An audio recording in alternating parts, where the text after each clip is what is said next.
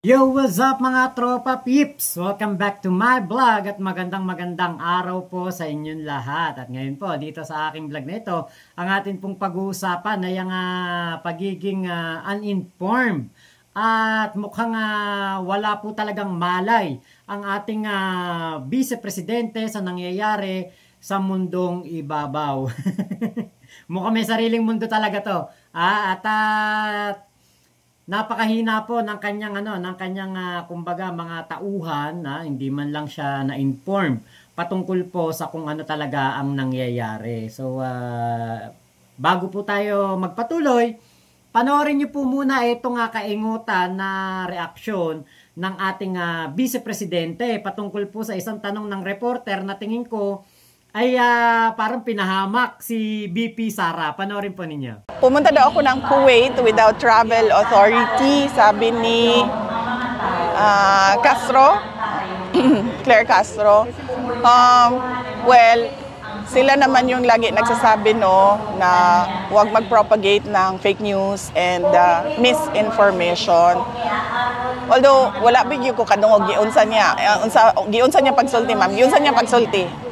Basta yung maayos na pumunta ka daw allegedly, pumunta ka daw Kuwait without travel authority. Okay, so alleged lang ni siya, ma'am, no? Wala tay video recording, statement at all. Lumabas mo na po? Nagikan yun sa iya, ha? And then isulti siya nga iya to. Okay, sige. Gusto lang ako klaruhon, ma'am, kaya wala maguna ako nakita. So, yes. So, ang Office of the President and ang PCO, sila man ang permi na nagasulti, no, nga dapat dili ta mag-propagate o misinformation and fake news. And there's no truth at all nga niadto ko og Kuwait without a travel authority. So, I guess, isa na naman yon sa ginagawa ng Office of the President na yung ilihis ang usapan sa kung ano ang totoong nangyayari sa ating bayan. So kahapon, nakita natin na unfavorable sa administration ang decision ng Senate of the Philippines. So gumawa na naman sila ng kwento na umalis ako ng bansa ng walang travel authority para doon na naman matutok yung attention ng mga tao and matuloy na naman yung lagi nilang paninira sa akin. Ang sinasabi ko nga, ang tawag dyan is political scapegoating. Oh, nako, political scapegoating daw po ang ginagawa na ito ng ating PCO Undersecretary, Press Officer ng Malacanang, Attorney Claire Castro. Alam niyo, pareha silang abogada. Ito, to be fair kay Sara Duterte. Pareha silang abogada. Medyo engot lang talaga si Sara. May pagkaboba. Hindi po muna, kumbaga, kasi tinanong siya on the spot. Ngayon, on the spot siyang tinanong, hindi niya alam kung ito ba'y totoo o hindi. Kaya, ang tinanong niya, yung nagtanong. Tinanong niya, sinabi ba niya talaga yun? Hindi ko kasi napanood. Meron bang video? O allegedly, ganyan-ganyan. Ngayon, bumanat na siya ng sagot. Diba? Ito po ang katotohanan ng sinabi ni Attorney Claire Castro in the past na dapat nanonood ang ating Vice Presidente ng mga press briefing. Kasi po sa press briefing po ni Attorney Claire Castro niya ito sinabi. Pero ito nga po ang siste. Kung hindi ka sigurado sa tanong, syempre yung sagot mo hindi rin sigurado. 'Di ba? Kaya kung ikaw ay matalino, Vice Presidente ka pa naman, dapat iniwan mo muna yung tanong. 'Di ba? Pwede mo namang sabihin, I'll get back to you. Katulad ng ginawa ng ating spokesperson sa Office of the Vice President na sinabi nga, hindi niya alam kung nasaan ang ating Vice Presidente. So sabi niya, I'll get back to you. Pero, di ba hanggang matapos yung press briefing ng Office of the Vice President, nung araw na yon, wala pong naisagot kung nasaan ang ating Vice Presidente. So, dito din sa tanong na ito, sa interview na ito kay Sara Duterte, sana iniwanan niya muna yung tanong. Teka muna ha, kasi hindi ko alam kung ano yung sinabi. Hindi ko napanood yung video. Pwede ba mamaya na lang ako magbigay ng pahayag patungkol dyan at tatanungin ko muna ang aking mga tauhan, magpapa-research ko muna, or pwede rin naman niyang sabihin, papanoorin ko muna yung video kung ano ba ang sinabi ng ating Attorney Claire Castro.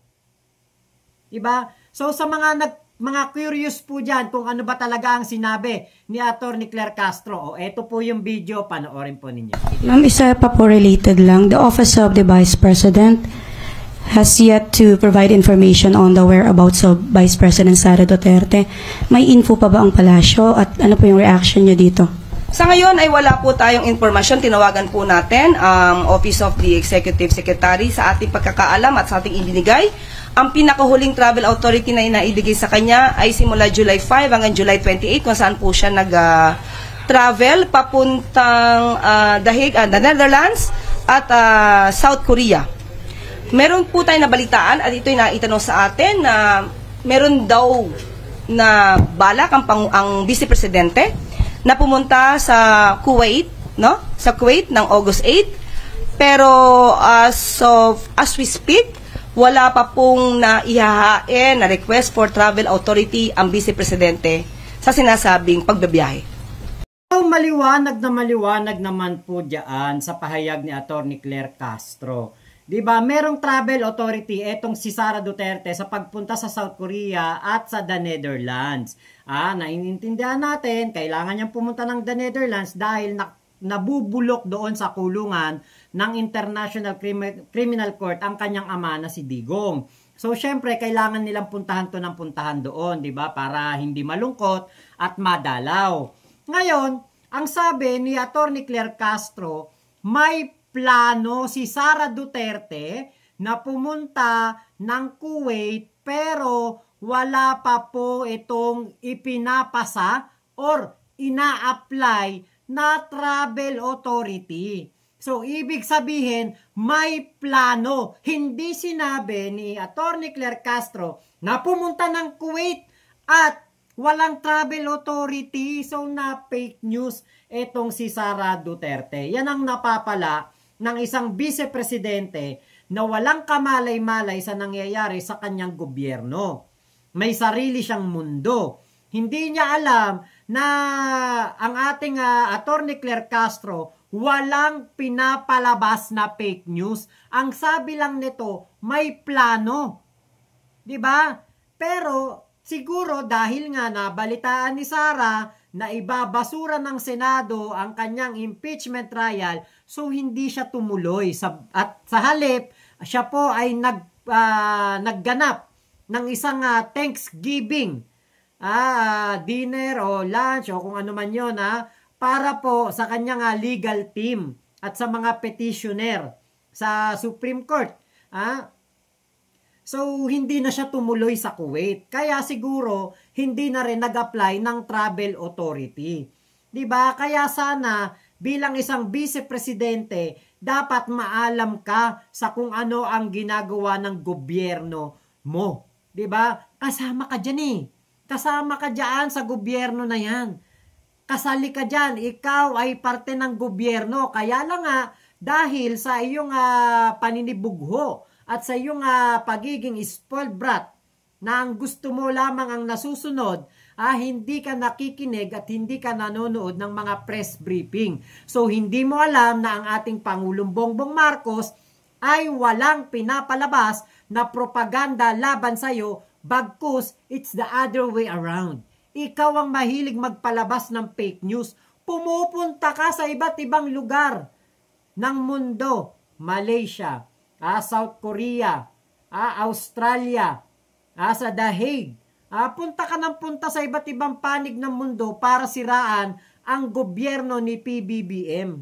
Hindi mo tuloy alam na nagtatrabaho ng maayos si PBBM at napaka-successful ng kanyang huling biyahe sa India. Meron siyang nakuhang napakalaking investment at ito'y hindi pledge. Bagkus, ito po ay talagang done deal na at ito po ay mag-uumpisa na malapit na. So napaka-produktibo ng biyahe ng ating Pangulong Bongbong Marcos galing ng India. Hindi mo katulad Sara Duterte. Ano mapapala ng mga Pilipino sa pagpunta mo sa tatay mong nabubulok sa ICC doon sa Dahig? Ano mapapala namin dyan? Ano? Ano mapapala namin sa pag-akyat mo sa stage doon sa South Korea? At sinisiraan mo si PBBM, ano mapapala namin dyan? Meron ka bang maiuwing investment mula sa mga ibang nasyon? Di ba wala? Nakakatulong ka ba sa gobyerno ng ating Pangulong Bongbong Marcos? Isang malaking outstanding no.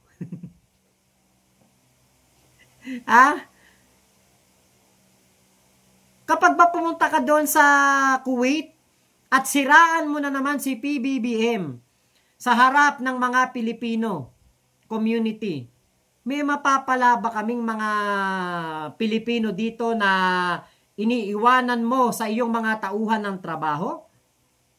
Bilang trabaho mo, bilang Vice Presidente, wala kaming mapapala dyan. Alam naman namin na ang ginagawa mo ng lahat ng ito na maagang pagbiyahe-biyahe sa iba't ibang lugar ay wala pong iba kung hindi para sa 2028. Nangangampanya ka na. Alam namin na pagkatapos ng botohan noong May 2025, May 9, election. Kunwari, May 9 election day. May 10, umpisa na ng kampanya yan para sa susunod na eleksyon sa May 2028, presidential election. Di ba kaya nga karay-karay mo si Robin Padilla? Kaya nga mga Filipino community ang tinatarget ninyo? Dahil nanggagapang ka na.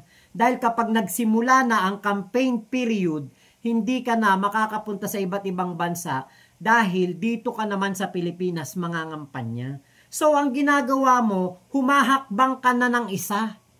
Habang yung mga kasama mo, naka-stand pa lamang. Nakatayo pa lang, hindi pa humahakbang. Bakit agad na agad ka?